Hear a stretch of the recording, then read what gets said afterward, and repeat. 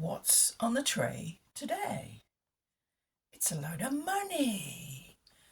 Old money.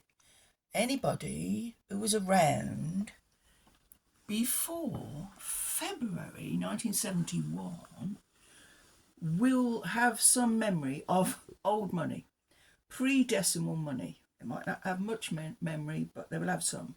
I have a lot of memory because I was around for quite a long time before that. When I was a child, this was proper money. These are pennies. They're old pennies. That's what they sound like. That's what they look like. And the great thing about them was you could look at them. You could examine them because each one has a date on 1911, 1913, and you could sort of go back in time and imagine what the world was like. It was probably exactly the same as it was now because the pennies were the same.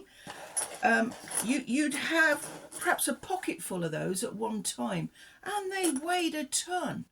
And men's pockets of their trousers used to wear out because of the weight of old pennies in their pockets. That's why you get replacement trouser pockets. If you've seen one of those on the market, buy it because it's a bit of history. It's from when money was so heavy that pockets used to wear out from it. This is the bag that it would come from the bank in, and that's Barclays Bank Limited. 5 bobs worth of copper. That is exactly 5 bobs worth of copper there. That was a lot of money, 5 bob. That's what you would get off your rich uncle for your birthday. But you wouldn't get it all in pennies unless you were unlucky. But pennies were great because they would work machines. You could take them onto the pier at Weston on your holidays. That's when I used to get 12 pennies.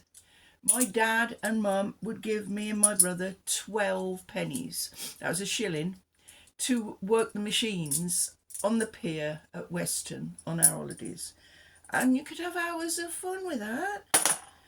This money is now only remembered on objects. You will buy something that's got an old price on it. It'll go 5D. Well, 5D is 5 pence. 5 pence, so it's 5 of those. 6 pence, 6D.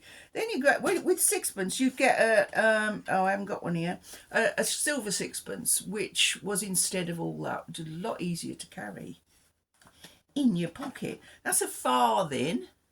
So 4 of those made a penny, and that's a 8penny. I'm telling you in the proper language here, 8penny that is, and 2 8pennies made a penny. There were 240 pennies in a pound. Huge quantity of these for £1, which was a note in those days.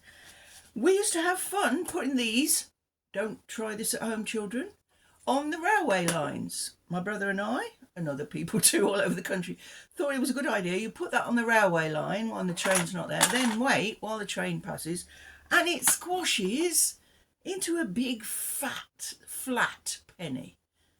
Such fun. I've looked for one of those. I've not been able to find one. I'm going to have to go and do one. But, don't film me doing it because it's not a good thing to do. But I'd just love to have one of those pennies that used to squash like that. So there you are. There's your pennies. My mum used to say, save your pennies. That's what she's talking about. Oh, and spend a penny, because that worked, the machine that got you into the public toilet. Spend a penny. Okay. Off you go now, spend a penny.